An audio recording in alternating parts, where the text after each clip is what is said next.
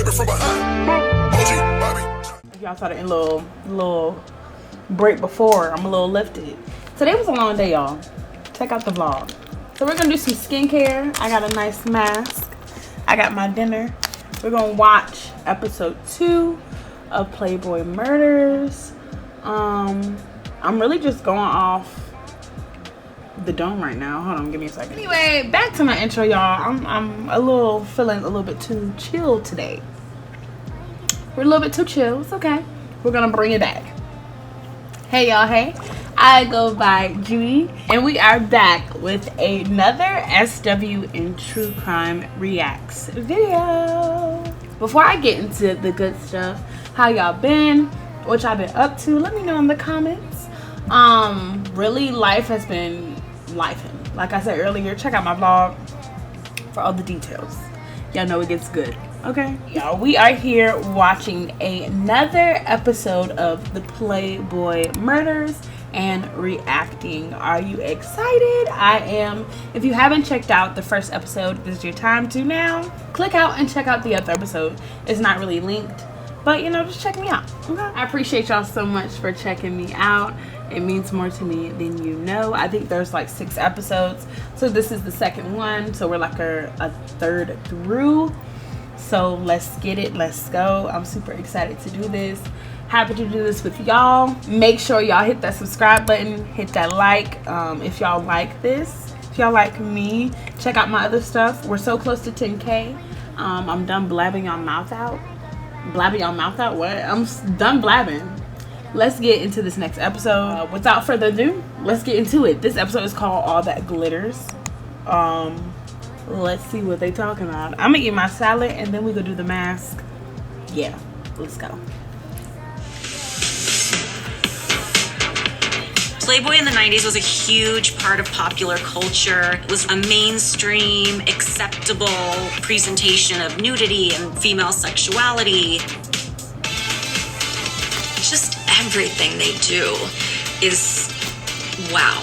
You have all kinds of things at your fingertips. You know, the sky's the limit.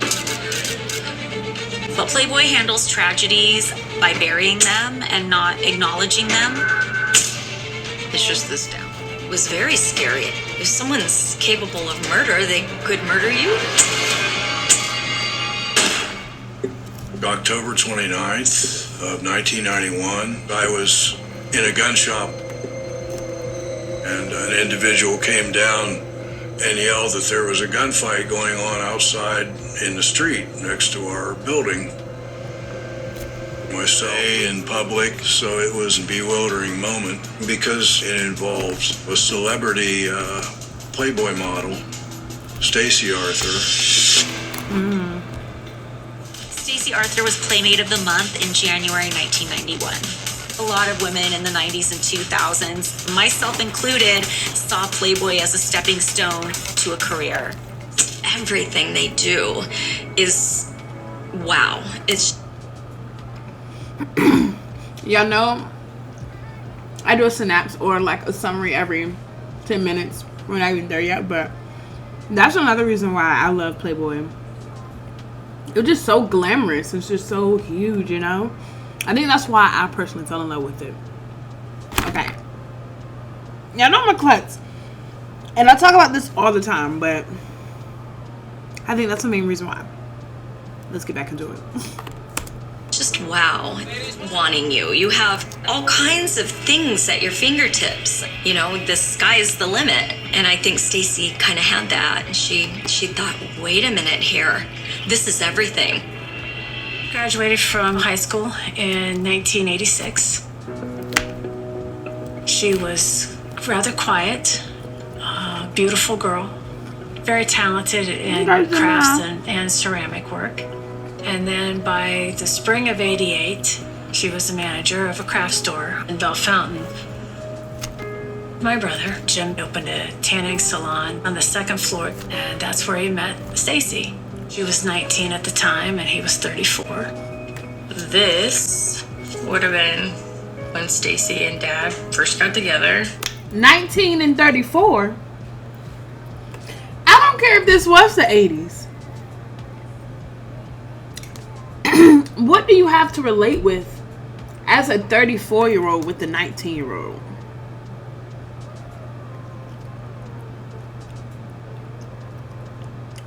Okay.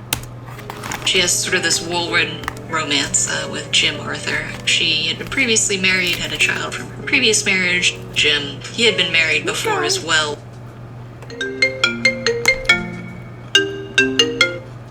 My mom always call y'all. She meets Jim and is very smitten with him. On June 4th, 1988, they got married. And that started it all. Let's wait till everybody gets in here. Hey. Her hair is always pretty, and she had high heels, like the really high heels. She was very photogenic. She took some great pictures.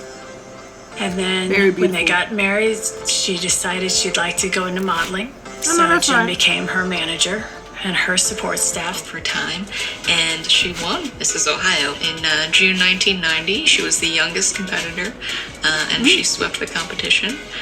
So that was obviously a huge highlight for her career.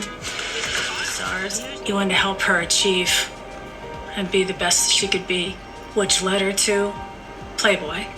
A husband wanting his wife to be a playmate might seem weird at first. Like, why does he want his wife to be naked for everybody else to see? But based on my experience, I've seen husbands be really excited to have their wives posed. And, you know, to them, it's like a trophy.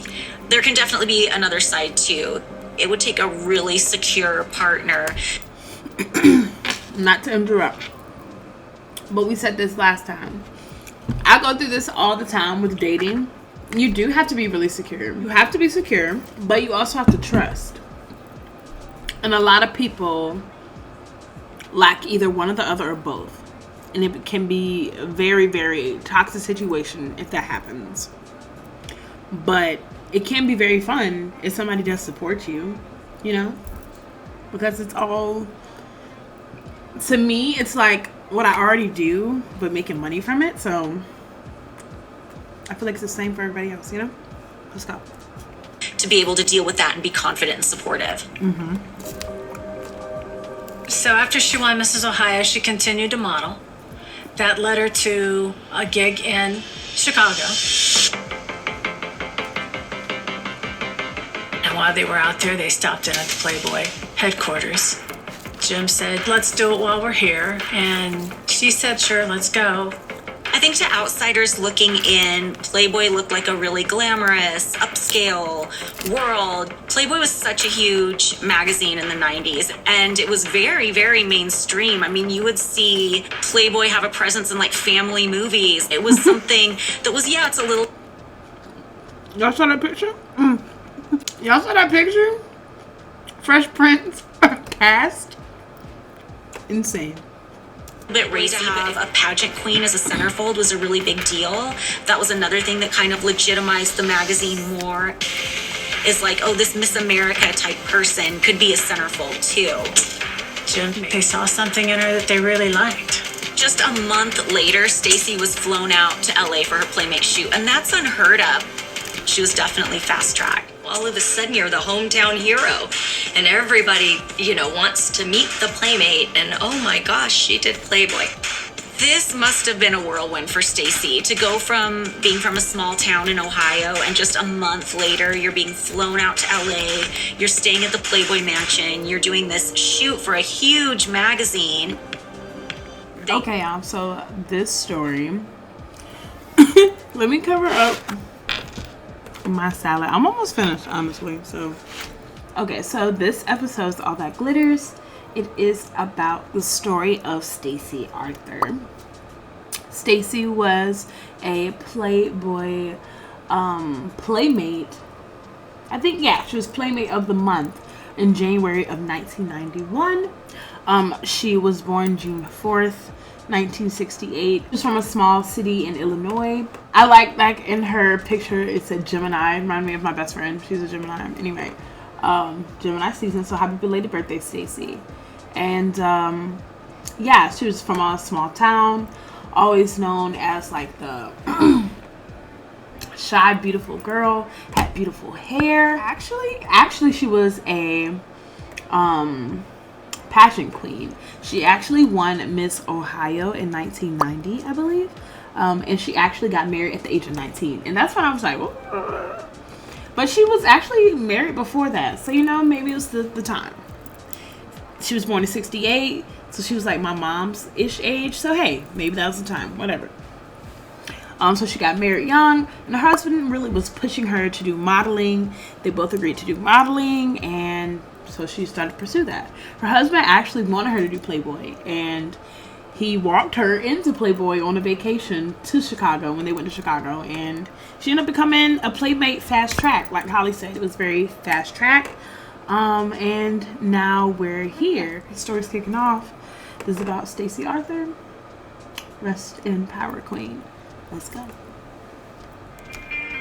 Stacy was on the cover of Playboy in the centerfold for the January 1991. She was one of the few that were ever selected to be on the cover and the centerfold. Marilyn Monroe was one other. In the 90s, the cover of Playboy was usually reserved for a celebrity pictorial. Pamela Anderson is the only other example I can think of who was a Playmate of the Month who was on the cover immediately. And that was a big celebration. She was the trendsetter. She was the first one of that stature to do it. I'm a trendsetter. It wasn't against the rules because nothing was stated at the time, but some of the pageant people were shocked.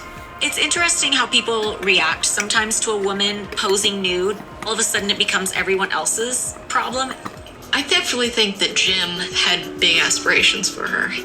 It wasn't just that Jim was her husband, he was also her manager. He was the one who was booking all her appearances. He was the one who was kind of making her into this star. Someone coming from a small town, and one of them is all of a sudden making it big, and not only are they making it big, but they're posing nude in a magazine for everyone to see. So if you get the wrong type of person or somebody who has the wrong idea about what's appropriate, it can be really dangerous. And maybe when you're younger, you don't know that. You just don't. You think you're being kind. You think everybody's nice. No, she wasn't good enough. She was trying to get a music career started in country music, and she was trying to get established in Nashville at the time. And Playboy had backed her on that, so they were trying to help her with the connections in Nashville. About 18 months time frame that they went from Stacy's first pageant to Mrs. Ohio to Playboy. It was all very, very quickly.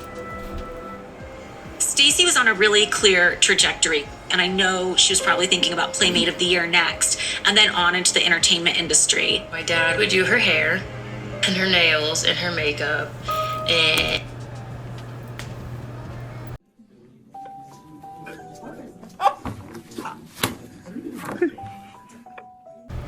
Y'all, this man would do her hair, her nails, and her makeup.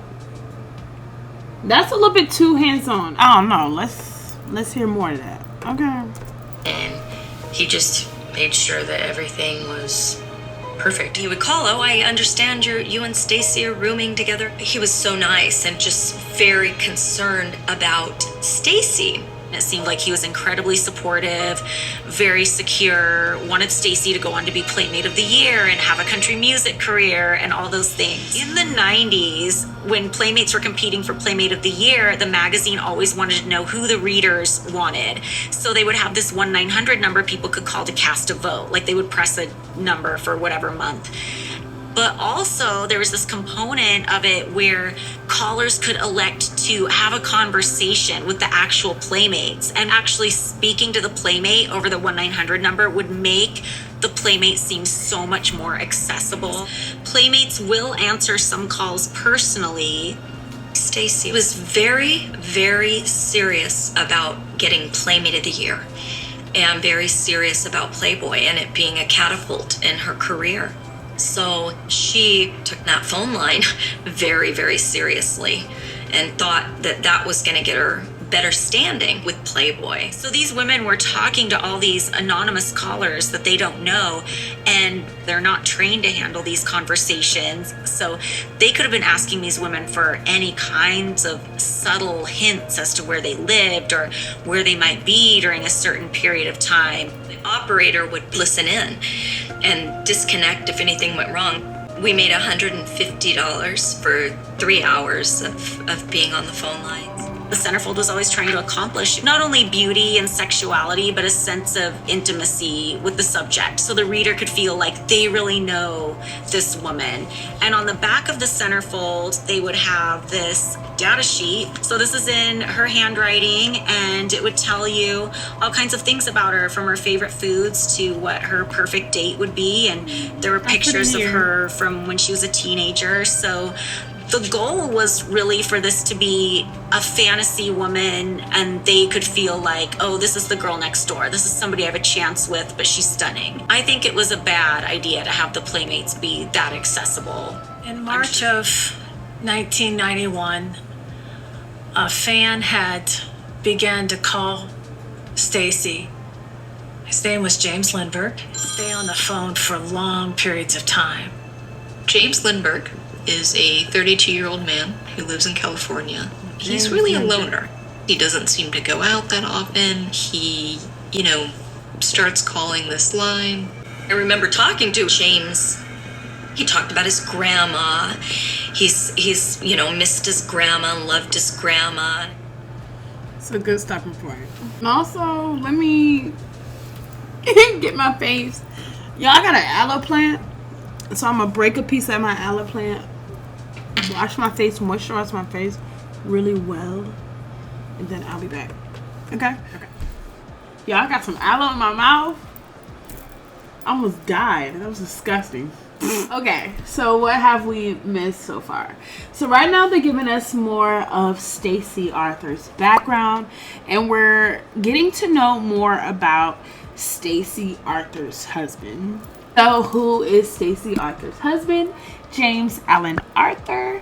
As I told y'all earlier, he was in his late 30s while she was in her late teens. So she was 19, he was in his late 30s, whatever. They got married. And we're also hearing, been spitting all my stuff out, lost my little haircut. Anyway, we're also been hearing some of the story from James's daughter, who Stacy adopted. So we're hearing that story as well. So James really pushed for Stacy to do Playboy. She really wanted to be Playmate of the Year. So at this time, they had like so many infomercials, not really infomercials, but ads, so people could vote for Playmate of the Year.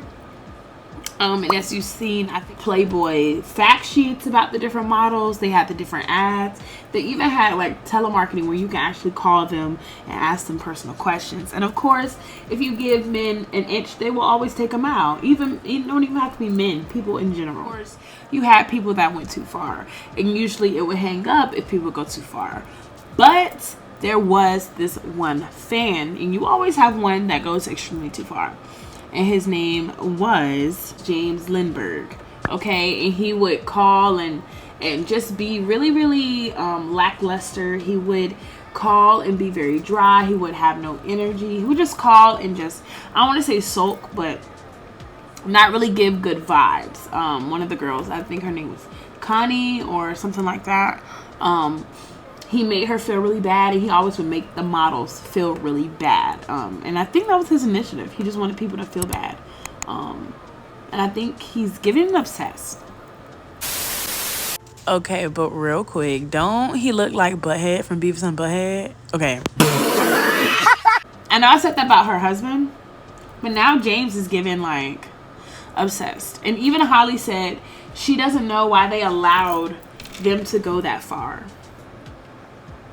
Like, they didn't have any, like, repercussions to say, like, hey, this is a bit too far.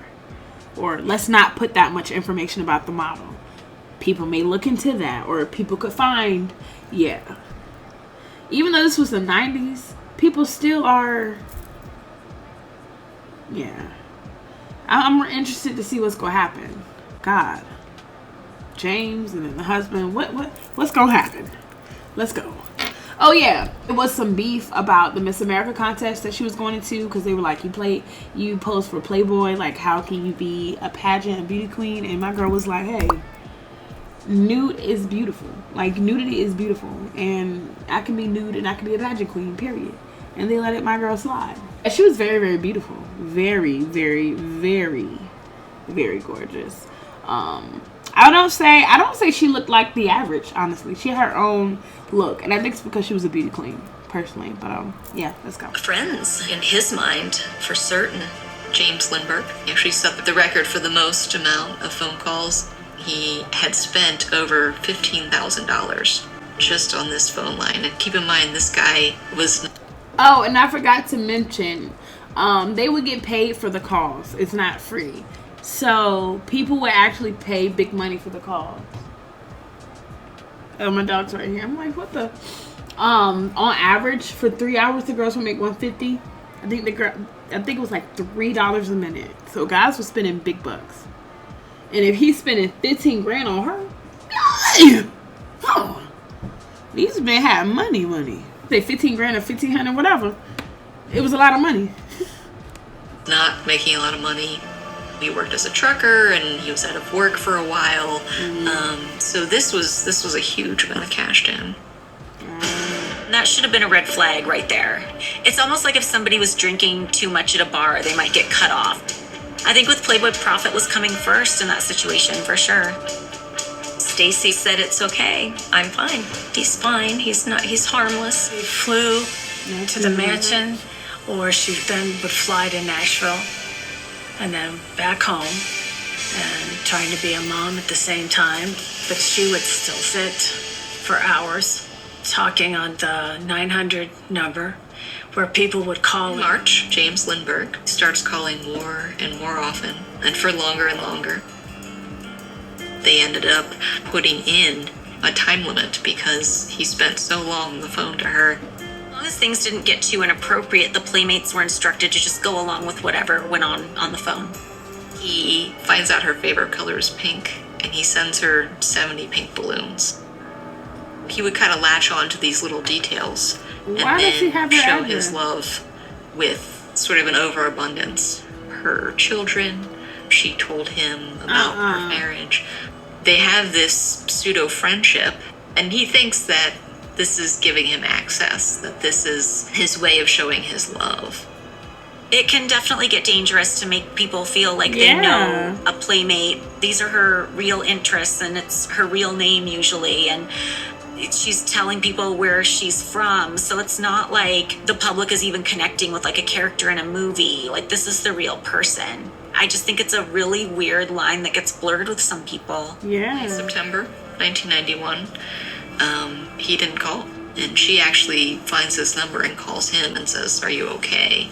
Did something happen to you?" So you're getting these mixed messages back and forth. She considers it a fan-star relationship, but to him it's something more. To him it's, she really cares about me. She gave him her personal number. She accepted gifts from him. She wasn't supposed to do that as a Playboy centerfold. She meant it as a way to just kind of check in on him, but she unwittingly makes this huge error. You tonight on the line. I waited for you to call and you didn't, but that's okay. Lindbergh knew that Stacy and Jim were headed out to the Playboy Mansion in September, and he requested that Stacy meet up with him while she was there. Ended up not meeting, and that was devastating to him, and he couldn't handle that. And it starts this, vicious spiral. It's James Lindbergh, and this message is for Stacy Arthur. I'd like her to let her know that I'm in love with her. It's really at this gray line between healthy and unhealthy behavior. Some people just naturally can't stop these thoughts from coming. I do love you. I'm in love with you. And she let that happen for real. I think every woman who's in a professional role, who has a public-facing persona, has had this problem. Yeah. And she decides, you know what, I'm going to put a stop to this. I just really think it's going to be best if we take a break. I think Stacy was always kind to people. She always saw the good in people. Always taught to be people pleasers and not offend men and let people down She didn't want to gently. shake the And table. I think that's what she was trying to do. Yeah. I just don't think it's worth it. It was nice talking to you, and I thought we developed a really good friendship. Jim was always very protective of Stacy. He thought he could keep her safe from anything. And he definitely wasn't going to let this person actually see Stacy. And that's when James Lindbergh's behavior really starts to get out of control. It was nice talking to you. I just really think it's going to be best if we take a break. Because you're taught to not hurt anybody's feelings and let people down easily, or say, why don't we take a break, rather than cut it off completely. I believe that message probably made James Lindbergh feel even more desperate. That may have sparked his impulse to travel from his home over to where Stacy Arthur might be. You have to keep in mind, in 1991, we didn't even have stalking as a crime nationally. On October 20th, James Lindbergh set off from Sacramento, California on a train, and then he traveled to Cincinnati where he rented a car and drove to Bellefontaine, Ohio. This is a good starting point. It's getting real good. It's a whole lot. Okay, so I'm learning. This is what even I can't even get this out. What I thought this was gonna be about. I thought this was gonna be about the death of Stacy Arthur.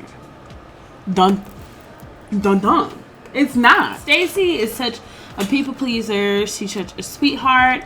All my girl Stacy wanted to do is become a big time model and a country singer. Okay, she wanted to come to Nashville, do her Dolly Parton thing, get her country on, and be a model. And I don't blame my girl. Okay. So other than that, she was a good mother, a good wife. Traveling back and forth, as Holly said, her life took off in the fast track. Okay. As I said earlier, with the whole phone line thing with James Lindbergh, baby, that man is a little off his hinges, okay? We all have obsessive, stalky fans, but this was the 90s, and he was like the OG, okay? The OG of stalking your faves and not realizing that it's a online relationship or a fan or a sub star relationship or a dom sub. He didn't get it, okay? Even though Stacy crossed some lines, okay? Stacy told him like where she lives. She accepted gifts from him. Like, I'm not even trying to victim blame, but she did like not follow good etiquette, because you don't accept private gifts to the point where they know where you live. You don't tell them about your personal life. So she told this man about her husband and her children, which is a big no-no, okay? And so this man felt like he knew everything about her. Then my girl Stacy, he stopped calling her. Why did she call him, y'all? She picked up her phone to call him and be like, hey, I missed you. So then they planned to meet face to face. Her homegirl Karina, who was also a playmate, was like, girl, I don't think you should do this. But she was like, oh, we'll see. Her schedule ended up being too busy. It freaked Mr. James Lindbergh off with his crazy self. I don't even like calling people crazy, but you have to realize, like, some people become obsessive, and this is obsessive. This is an example. She didn't get to see him because her schedule was so busy. It drove him nuts. So now this guy took the train from, he was in California, to a small town outside of Ohio, got a rental car to drive to where he thinks she lives or where he's been sending her gifts. So it's picking up. I'm interested to see what this is in. We got one more section and then we're gonna close this out. Yeah. Stacy. That was a big no-no, girl. That's a big no-no. Even when I tell baby S workers, you have to leave the fantasy, like use separate phone numbers. Use so much safety protocol because people will go the extra mile. Take so much safety protocol. Don't trust. Even if you think it's gonna help you in the long run, it's usually gonna harm you. Gosh. Let's finish this out, okay? James Lindbergh has been in this motel for a few days now. he's come this far. He's been frustrated. This is a guy who had traveled 2,000 miles to be there. On October 29th, he went to a local gift shop and he bought Stacy gifts. And he went downtown looking for Stacy, but ran into Jim, her husband, and decided to give him that gift and ask him to give it to Stacy. So then Jim left the salon and went out to get in his car, which was parked right out front of the building. He has some lights for his tanning bed. He's putting him in the trunk of his car. One witness said Mr. Lindbergh was kind of shifty, almost like someone who'd been caught with her hand in a cookie jar. This witnessed Mr. Lindbergh produce a handgun and fire multiple times at Mr. Arthur at very close range. Jim was dead almost immediately. So James Lindbergh runs. He has had all these shots in the middle of the street. He runs back to his car. They see you, Mr. fool. Lindbergh, after shooting Mr. Arthur, ran into a parking lot. Acting on impulse. Witness saw him raise the gun. He pulled the trigger and shot himself in I the bet. head. He won't go get away. Your daddy's dead. Your daddy's dead.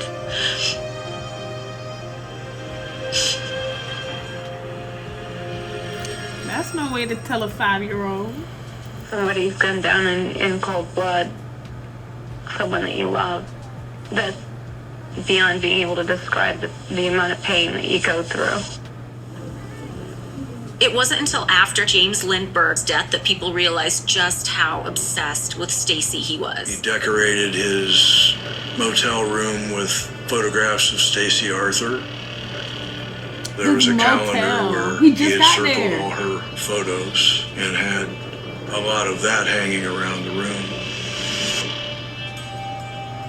We had found in the motel also that he had recorded many conversations and had many cassettes of these conversations in his possession. 31, y'all. 31 tapes of them talking to each other. Super fan. Unhealthy. You's a freaky ass nigga! Prayer. And they started to get a better picture of, sort of the insane, intense jealousy that he has against James Arthur. One of those tapes was transcripted, and it reads, "This message is for Stacy Arthur. I want her to know that I'm in love with her." And that's not a good thing because she happened to be married at this time. Kind of goofs me up totally, and it hurts, and I'm in love with you. Just know, there you are, and here I am, and they're your husband. Lindbergh quit his job in October of '91, almost immediately after Stacy had left him the message about taking a break. Like the catapult into madness. A crazy fan goes and kills your friend's husband, your sister playmate, or like sisters. It's like a sisterhood. The other things don't count. And she learned that the hard way. So, after Jim's death, it's just this downward spiral. She says that she was sexually assaulted by 3 bodyguards at the mansion. Those bodyguards say that it was consensual. She sees Playboy as negligent and is using women for promoting their business but not taking care of their safety and obviously the safety of her family around her. But she was asking for a substantial amount of Playboy money. cut Stacy Arthur off, and it was as if she had never existed. He had essentially given everything to Playboy, and then they spurned her. All the dreams aren't necessarily what's really important. All that glitters isn't gold.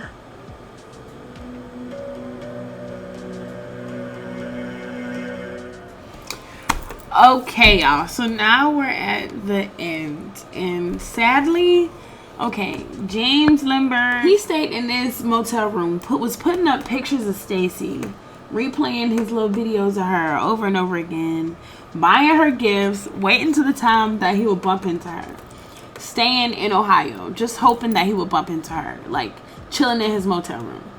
Apparently, he had already like left his job soon as like Stacy had cut him off, so he was already like starting to break. He ended up bumping into her husband and was like, "Can you give this to her?" Her husband was like, "Yeah, okay, whatever," and like brushed him off and like went into his tennis salon, because he owned a tennis salon, and was like, "Call the police if he comes back in here. He's a little irate." Why did this guy go get a gun and shoot the husband? Tried to clear the husband out the way to get to her by himself. So he did this broad daylight, y'all, in the middle of Ohio, in front of his shop, in front of the guy's shop, okay? In front of James Arthur's shop. Shot, killed him. Shot him once in the head, twice in the chest, 3 times in the back, y'all. Crazy. Then proceeds to run away. James Lindbergh runs away, goes to some alley or some secluded place, and then shoots himself. Kills him. Ruined everybody's life. So after that, y'all, why did Playboy just completely ice Stacy? Like, to not be seen as involved, they just completely cut her off. So she ends up coming out and saying that she was like sexually assaulted, and they end up settling, and she just ends up dropping it. It was just so much, and so they just completely dropped her, y'all. They left our girl in the dust. She ended up passing away in 2019. And her daughter says the family just was never the same. Stacy said James was the love of her life, and she just could never get that back. And it's just sad. It's just so sad. Playboy just completely left them to the dust. She worked so hard to be Playmate of the Year. Did all this, put her whole life, her family in jeopardy just for them to do that. It's sickening to me. But not really, because we're talking about Playboy here. Anyway, I couldn't just stop this video without saying rest up to Stacy Arthur and her husband, James Arthur. Rest in power, y'all. Alright, thank y'all so much for hanging out with me and watching another episode of SW and True Crime Reacts. You know what y'all think of this series so far and your thoughts of this episode. This one was crazy and 100%. I'm not gonna say 100% Playboy's fault. They have some fault. Stacy has some fault as well, and James Lindbergh has a million of the faults, because, sir, know your place. You're just a fan, okay? And I need a lot of fans to realize that this is a job for us, okay? We're not full service. There's some girlies that do that. And also be careful if you are full service, because we have various serial killers who are targeting full service girlies and dancers, which I'm going to make a post about as well on TikTok and here. So stay vigilant, stay aware, because I'm going to be broadcasting that. But yeah, people are just crazy. I'm looking forward to knowing what y'all think. Make sure y'all hit the like, subscribe, and hit that notification bell so you know when I'm posting next. But yeah, I'll see y'all with more hauls and vlogs. I love y'all so much, and I'll see y'all next time. Bye.